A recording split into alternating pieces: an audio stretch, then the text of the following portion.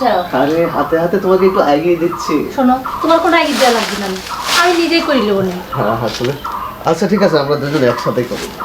তুমিও না পারো, সবসময় এরকম কাম করে নেই। মানুষের বাড়ির লোকজন দেখে কামই করে দিচ্ছে না, আর তুমি আমি যা করি সবসময় আমার পিছু কাম করে। আসলে তুমি তো জানো আমি তোমাকে অনেক ভালোবাসি। দেখো মাঠের তুমি কাম করে আছে রোদের মধ্যে, এখন তোমার এগুলো কিচ্ছু করে না। রহিম ভাই বাড়িতে আছেন? আচ্ছা আচ্ছা আচ্ছা, হ্যাঁ আসি, বাড়িতে আসি। আসসালামু আলাইকুম ভাই। ওয়ালাইকুম আসসালাম। আপনারা আবার? আমরা আসলাম, মাতবার সাহেব অর্ডার করছে সবাইকে এবার কোরবানি দিতে হবে। কি? ও ভাই স্যার, এসব কি কথাবার্তা করছেন? আপনি তো জানেন আমার তো অবস্থা খুব একটা ভালো না, আর তাছাড়া ও তো মাঠে কাম করে, দিন আনতে পান্তা ফুরায়, আর মাতবার সাহেব কইছে সবাই কুরবানি দেওয়া লাগবে। মাতবারের বাপ তো এরকম কথা কোনোদিন কয় না। শোনেন, মাতবার সাহেব এটাও বলেছে যদি কোরবানি আপনারা না দিতে পারেন তাহলে মাঠ নামাজে নামাজও পড়তে দিবেন আপনাদের। কি কম এবং কি এক ঘরই করে দেওয়া হবে। কি কয়? এক ঘরে করবি? কি করছেন এগুলো আপনারা? ওগো কি করছেন সবাই? ওর বাপ তো খুব ভালো ছিল, এটা তার অর্ডার দিতেই হবে। এবার নতুন মাতবার এসে মনে হয় এরকম নিয়ম জারি করছে। আবার আর একটা কথা বলছে, কি কথা? লটারি কথা বলছে। লটারি? লটারি? এই কোরবানি দিলে, লটারি দিলে তাহলে মনে হয় যে সবাই। এই দেখো ওরা কি বুঝাবে? মনে হচ্ছে কি হ্যাঁ? এই যে মাতবার সাহেব যে সবাই করে না কুরবানি দেওয়ার কথা, এই সব লোকের মধ্যে মানে একটা লটারি সিস্টেম করছে। জি, জি, আর জি। লটারি তো আর সবাই বিজয় হয় না, যে কোনো একজন দুজন বিজয় হয় না। ওই হয়তো একজনের তিনজন অথবা খালি একজনের মনে হয় কোনো কিছু দিবি না। অনুষ্ঠিত করা হবে। কোরবানি দিলে লটারি হবে, লটারি দিলে বিজয় হলে সে পুরস্কার পাবে। সবই তো বুঝলাম, কিন্তু মাতবার সাহেবের তো এটিও বোঝা উচিত ছিল যে আমার মতো গরিব মানুষের তো আর কোরবানি দেওয়ার ক্ষমতা নেই, আর সেটিও করলে বাধ্যতামূলক, তা না করলে বলে ওরা এক ঘরে করবি। আমরা তো তা পারবো না রে। আমি তো আমরা তো আচ্ছা ঠিক আছে, আপনারা যান, দেখি আমরা ঠিক আছে। কি করি। আপনারা জানো। আচ্ছা ঠিক আছে, আপনারা চিন্তা ভাবনা করে দেখেন। আচ্ছা ঠিক ওগো, কি হয়ে গেল সময়? এখন তুমি কুরবানি ব্যবস্থা কিরকম করে করবে? আসলে আমার তো অত টাকা পয়সা নাই, আমি কেবল কুরবানি দেই, তুমি কও। দেখো বাড়ির পর কিন্তু চামচা পাঠিয়েছিলি, আর তাছাড়া কইছে এক ঘরে করলে এই যে বিপদ আপদে আমার পাশে কিনে থাকবে কম। আর তাছাড়া মাদবা সাহেবের কথা যদি অক্ষরে অক্ষরে নাম মানো, এই গ্রাম ছাড়া যদি করে দেয় তখন আমরা করে যাব, কি করব? তুমি ঠিকই কইছো। তো কি বলবো? হাতে তো আমার কোনো কামে উঠতেছে না, আমার কিচ্ছু মাথায় খেলতেছে না। চলো তো চলো, চিন্তা দেখি কি করা যায়।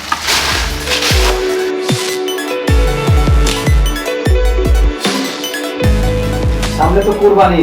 জি।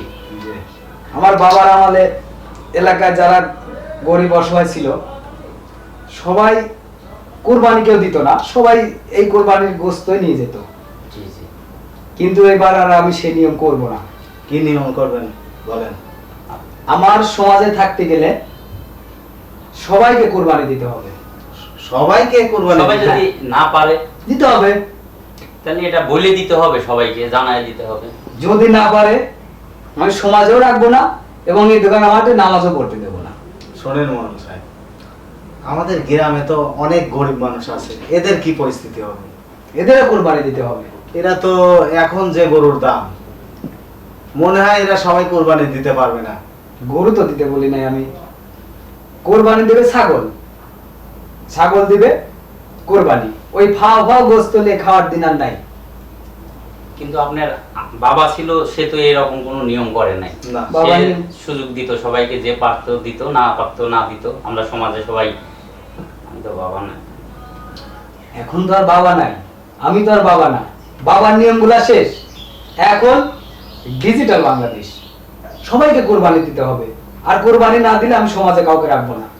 শুধু তো আপনি মোড়ের এলাকার, আপনি যেটা বলবেন সেটাই, তাছাড়া তো আমরা বাহিরে যাইতে পারতেছি না। তাইলে তোরা পুরা গ্রামে বলে দে যে কোরবানি দিতে পারবে সেই সমাজে থাকবে, আর নাহলে এখান থেকে বের করে দেবো এলাকা থেকে।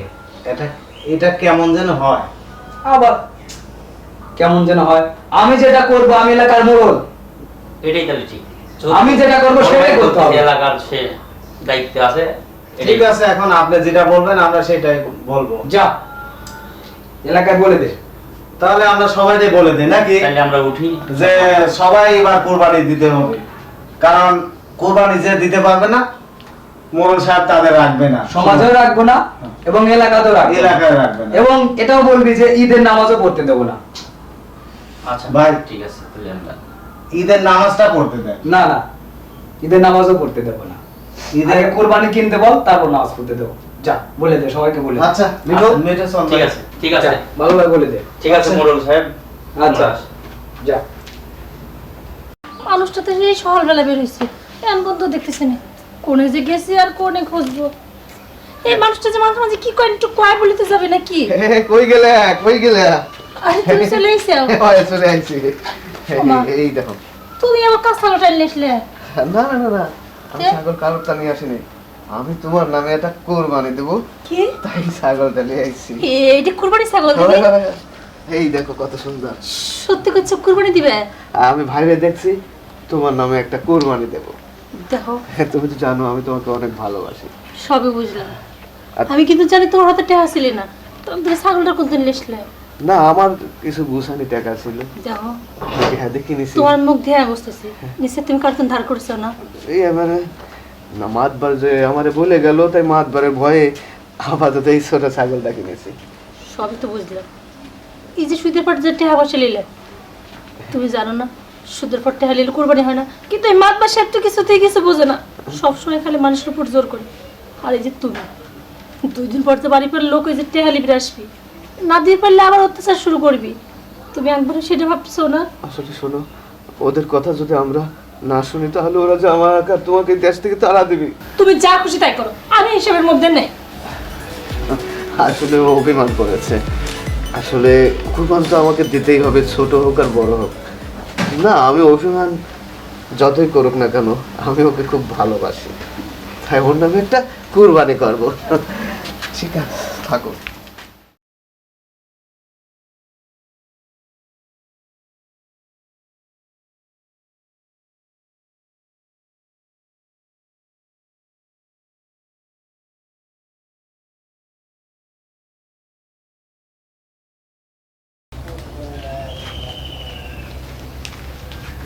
সালাম আলাইকুম ভাই। ওয়ালাইকুম সালাম। শোপে, জি ভাই। তোরা কি সবাইকে বলে দিছিস? জি ভাই। আমরা সবাইকে বলছি কিন্তু সবাই তো কুরবানি দিতে পারবে না ভাই। সবাই কোরবানি দিতে পারবে। তোরা এটা বলে দে, এবার যে কুরবানি দিবে সবার মাধ্যমে লটারি করে পুরস্কৃত করা হবে। কেমন পুরস্কার করা হবে? যে কোরবানিটা দেবে আমরা তার ওই কোরবানির টাকা দিয়ে একটা পশু কিনে দেব। এই পশুটা সামনে কুরবানি যেন দিতে পারে, এই পুরস্কারটা আমি দেব, সবাইকে বলে দে। এই কথাটা বললি পারে তাহলে সবাই কুরবানির আগ্রহ থাকবে এবং আগ্রহ সবাই থাকবে। কোরবানি দেওয়ার জন্য। হ্যাঁ, তোরা ঠিক আছে সবাইকে আমরা বলে দে। বলে দিচ্ছি তাহলে। যে কুরবানি কিনবে তাকে লটারির মাধ্যমে পুরস্কৃত করবে মোড়ল সাহেব। দেখছো ভাই কি বুদ্ধি করছে, ঠিক আছে। সুন্দর বুদ্ধি। তাহলে এই বুদ্ধি শুনি যে লটারি করতেছে তাহলে সবাই কুরবানি সবাই দিবে, কুরবানি। ঠিক আছে। তাহলে যে পুরস্কারটা পাবে সামনে বছর সে আবার ওই পশু কুরবানি দিবে, ঠিক আছে না ভাই? ঠিক, ঠিক। তাহলে আমরা আসি, হ্যাঁ আচ্ছা, আমরা যা। সবাইকে বলে দিই, হ্যাঁ আচ্ছা, সবাইকে বলে দে। আচ্ছা আসি, আসসালামু আলাইকুম। ওয়ালাইকুম সালাম। চলো যাই মিঠু। আসি ভাই। আচ্ছা যা।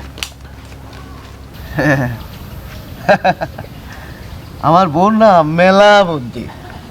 আমি যে সুদের পর টেহা লিয়াইছি এই খবর কেমনে কেমনে যেন টের পায়া গেছে। যাই হোক, পরামানিকের হুকুম, মোরলের অর্ডার, কোরবানি দেওয়া লাগবে, ছোট হোক আর বড় হোক। একটা তো কিনেছি, তাও আমাকে এক ঘড়ি থেকে বাঁচাতে পারবি। কেরে রহিম, রহিম ভাই, শেষ পর্যন্ত ছাগল কিনছিস? তো দাঁতই নাই রেখে রে। কে রে ভাই, এই এত ছোট মাতবার একটা অর্ডার বাচ্চা। করছে আর তুই এতটুক ছাগল কিনছিস? এ তো দাঁতেই নাই। আরে ভাই, কোরবানি দেওয়ার কথা কইছে বলেই তো, আমি তো গরিব মানুষ, গোস্ত খাওয়ার জন্য আমার তো কয় টাকা কেজি- পয়সা নাই, কয় তাই কেজি ওজন আছে? আপাতত এই ছোটটাই কিনেছি, যেহেতু মরলের হুকুম আমাকে দেওয়াই লাগে। আচ্ছা ঠিক আছে তো বুঝলাম, কিন্তু যে জিনিস দাঁতে নাই ওই জিনিস তো কুরবানি দেওয়া যাবে না। আরে এর একবার ছোট্ট ছাগল। ভাই আমার দেবা কুলিয়েছে সেবা ভাই কিনেছি, আমার টাকা পয়সা নাই, আমার যতটুক টাকা আছে এতটুক টাকা দিয়ে কিনেছি। কি কিনেছে কত দেখি। মোরলের কথাটা বলা লাগে। আচ্ছা আমরা মনোরিক যা বলি জানাই যে এত যে ছোট বাচ্চা। রহিম ভাই একটা বাচ্চা কিনে নিয়ে আইছে কুরবানি দেওয়ার জন্য। চল যাই। আচ্ছা ও পাগল হয়ে গেছে বুঝছিস। পাগল রে আর ছাগল হই। ভাইজান তাহলে ওই দামি রইলে আমি টেহাটা রাখেন আর ছাগলটা দেন একটু দোয়া টোয়া করে দেন, একটু দোয়া টোয়া করে দেন।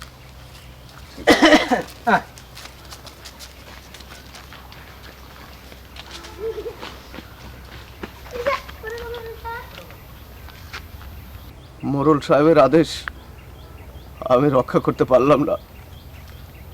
আমার বড় অসুখ, ওর অসুখের যদি চিকিৎসা না করি তাহলে আমার বউ বাঁচবে না। তাই আমি মোরল সাহেবের হুকুম আমি অমান্য করতে বাধ্য হলাম। আমার বউই আগে।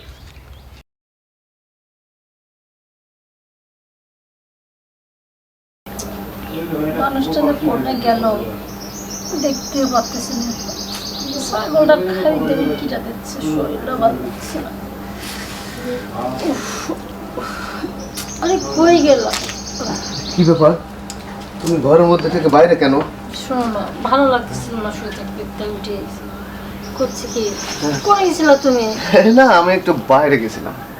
ও, আচ্ছা, করছি কি ওই কয়দিন তো তুমি আমার পিছ পিছ তো হসপিটালে ঘুরলে, হয় ছাগলটা তো ঠিকভাবে খাবার দাবার দিলে না।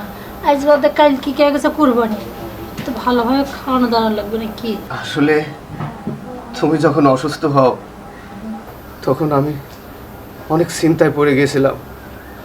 অনেকের কাছে টাকা আনতে গিয়েছিলাম, বন্ধু বান্ধব, আত্মীয় স্বজন, কোথাও পেলাম না টাকা। শেষ পর্যন্ত দেখলাম আমার সামনে এই ছাগলটা ছাড়া আর কিছুই নাই। তাই আমি ছাগলটা বেচে তোমার চিকিৎসা করাইছি। তুমি কুরবানি ছাগলটা বেশি দিচ্ছ, এটা কি করলে তুমি? হ্যাঁ, আমার অসুখের জন্য তুমি কুরবানি দিয়ে ছাগলটা বেশি দিলে। তুমি জানো এখন কি হবে? ওই মাতব্বর যদি জানে ওই কুরবানির ছাগল তুমি বেশ সেটা আমার চিকিৎসা করাইছো, তাহলে তো তোমাকে একবারে করে দিবে। ওটা তুমি চিন্তা করো না, ওই মাতব্বরই আগে না তোমার জীবন আগে। তাই তোমার জীবন বাঁচানোর জন্য আমি এই সিদ্ধান্ত করেছি, আমি ছাগল বেঁচে দিয়েছি। কি বেঁচে দিয়েছি। তুমি মাতব্বরে ভয় করলে না? না, তুমি আমার চিন্তাটা আগে করলে। তুমি আগে, তোমাকে ছাড়া যাওয়ার দুনিয়াটা অন্ধকার, তাই আমি বেঁচে দিয়েছি। ওই মাতবার যা খুশি আমাকে করুক, আমি তাতে ভয় করি না। দেখো, আমার তো চিন্তা হচ্ছে এক ঘরে করে দিলে তখন কি হবে? হ্যাঁ, দিক আমার মতো অভাবী মানুষকে সাহায্য কিটা করবে? তাতে কোনো তাতে কিসের আসে যায়? আমাকে এক ঘরে করুক, না হয় দেশ থেকে বের করে দিক, তো আমি তোমাকে ছাড়া আমি থাকবো না, আমি তোমার সাথেই থাকবো। কিন্তু তুমি একটা জিনিস জানো না, কি? কুরবানির জন্য যে ছাগল নিয়ত করে রাখা হয় সেটা তো বেচা লাগে না, শুনছি আবার বলে কুরবানি দেওয়া লাগে। খেতে আন তুমি করে টাকা পাইবে, আর কুরবানি বা কিরকম করে দিবে? গরিব মানুষের কোরবানি জায়েজ হয় না। ওর বাবা বেঁচে ছিল যখন, তখন আমাদের কোরবানি দেওয়া লাগে নাই। যখন ওর ছেলে আসলো, এই ছেলে এই আইনটা পাস করেছে। তাহলে তুমি ঠিকই কইছো, গরিবের জন্য তো কুরবানি ফরজ না। না না না, আর তাছাড়া তুমি তো ধার করে টাকা নিয়ে এসে কুরবানি ছাগল কিনছিলে, ধার করে তো কুরবানি হয় না। ওই মুরুলের ভয়ে করেছিলাম। আচ্ছা শোনো, বাদ দাও, যা হয় দেখা যাবে। কই কি, তুমি তো কিচ্ছু খাওনি, চলো ঘরে যাবে, হ্যাঁ, খাই চলো। দিবে। চলো চলো চলো, আসো।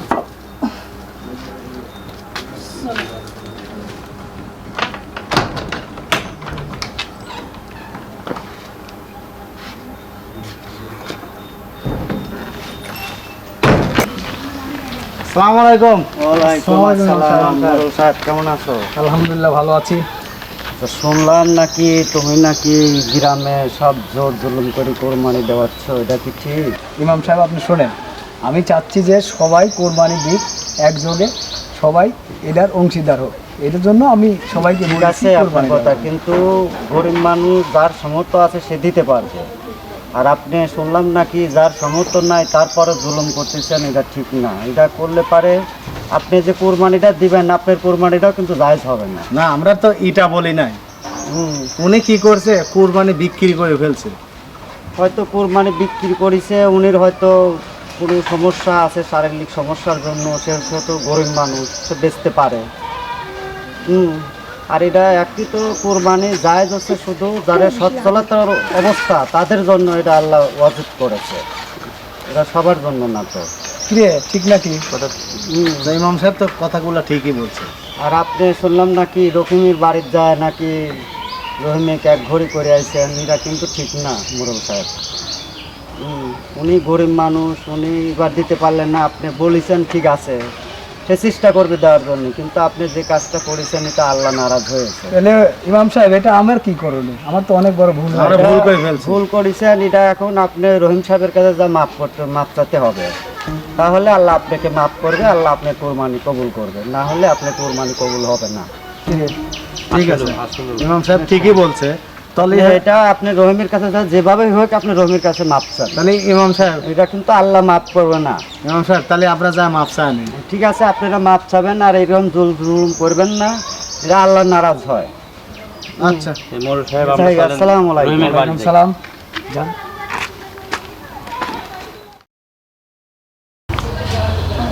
কত আটটা লাগবে না ওই কি রহিম ভাই, ভাইজান ভাইজান আচ্ছা আচ্ছা আচ্ছা, বসো বসো। ভাইজান বসেন না। তুমি বসো, তুমি অসুস্থ। আপনি অসুস্থ, বসেন বসেন বসেন। রহিম ভাইজান ভাই, আমরা তো বড় ভুল করে ফেলাইছি। ভাই রহিম ভাই, তুই আমাকে মাফ করে দিস ভাই। কেন ভাই? আজকে আমাদের মসজিদের ইমাম আমার চোখ খুলে দিয়েছে ভাই। আমি টাকার অহংকারে এই এলাকাতে যে গরিবদেরকে যে কোরবানি দেওয়ার জন্য চাপ দিয়েছিলাম ভাই, আসলে এটা হাদিসে ঠিক না। তুই কালকে ঈদের নামাজ আমরা ভাই একসাথে পড়বো। তার মানে ঈদের নামাজ একসাথে পড়বো? দেখছো কি বলছে? আল্লাহ মনে হয় মুখ তুলে তাকিয়েছে। ভাই মোড়ল ভাই কিছু মনে না করে ভাইজান আমাদের কথায় রাজি হয়ে যান। ও ভাইজান। ঠিক আছে, আর কই কি- ভাবির সাথে করে এক ঘরে কি উঠায় নিছেন? এক ঘরে না ভাই, কালকে তোমরা দুইজন আমার পরিবারের আমরা একসাথে, এক সবার পরিবারে সঙ্গে সবাই ঈদ একই করবো। সাথে খানা পিনা করো ভাই। না ভাই, না ভাই, এটা আমি পারবো না। কারণ ভাই না আপনার- হলে যে আমি ওই আল্লাহর কাছে ক্ষমা পাবো না ভাই। এত বড় লোকের সাথে আমরা একসাথে খেতে পারবো না। ভাবি আপনি কিছু বলেন ভাই। শোনো না, ওই কি মোড়ল সাহেব গণ্যমান্য ব্যক্তি, সে নিজে তার ভুলটা বুঝতে পারছে। আর তুমি তো জানো আমাদের ধর্ম তো নিয়ম নেই কারো মনে কষ্ট দিয়ে। তুমি যদি যাই এক তো খাও, আর ওনার যদি মনের কাছে যে মনে হচ্ছে যে উনি পাপ করছে সেটি যদি দূর হয়, রাজি হয়ে যাও না। একক তো খেলে কি হবে কও? আর তো খুশির খবর, আমরা সবাই একসাথে ঈদ করবো, এক বাড়িতে খাওয়া দাওয়া করবো, এ তো আমাদের সৌভাগ্য গো। রাজি হয়ে যাও না। তুমি যখন কইছো তাহলে তাই হবে। ভাই তোমাকে মাফ না না না, বড় সাহেব, সিসি আপনি গণ্যমান্য ব্যক্তি, এইভাবে পা ধরলে তো আমার পাপ হবে। শোনেন বড় সাহেব, আমরা যাবো। আমি কথা দিচ্ছি, আমরা যাবো। আমি উঠলে কালকে সকাল সকালে চলে যাবো। ঠিক আছে ভাবি, ভাই আমাকে মাফ করে ভাই আমাদেরও মাফ করে দেন, আমরাও ভুল করছি মোড়ল সাহেবের সাথে ঠিক থেকে। আছে। ভাই ভাই আপনাদের আমরা অনেক কথা বলছি, ঠিক আছে, আমাদের কথায় কিছু মনে করবেন না, ঠিক আছে? না না না, ভাবি আপনি আমাদের কালকে মতো- আসেন আমাদের বাসায়, হ্যাঁ? আমরা সবাই মিলে একসাথে যাবো। আচ্ছা আমরা সবাই মিলে ভালো ঈদ থাকবেন। করবো। আসসালামু আলাইকুম। ওগো, এই কি কথা শুনলাম? হ্যাঁ, আমি তো খুশির খবর। নিজেকে বিশ্বাস করাতে পারতেছি না। মরল সাহেব নিজে এসে তোমার কাছে মাপ চাচ্ছে, মাপ চাইছে? তোমাকে দাওয়াত দিচ্ছে একসাথে, তুমি আমি ঈদে ওইখানে ঈদ করবো। চলো, খুব খুশির খবর। এবারে আমাদের খুব ভালো কাটবে। ভালোই কাটবে।